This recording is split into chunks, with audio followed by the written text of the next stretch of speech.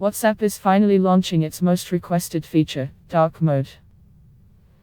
The stealthy option has basically become a must-have feature for apps over the past year or two, and though a select few Android users have seen previews of the feature show up, this is the first time the company is officially supporting it for all Android and iOS devices.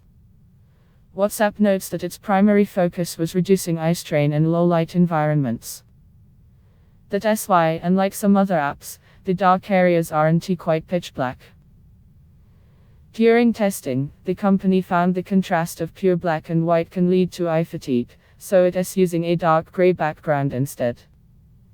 It also used colors and other design elements to make sure the most important information stands up.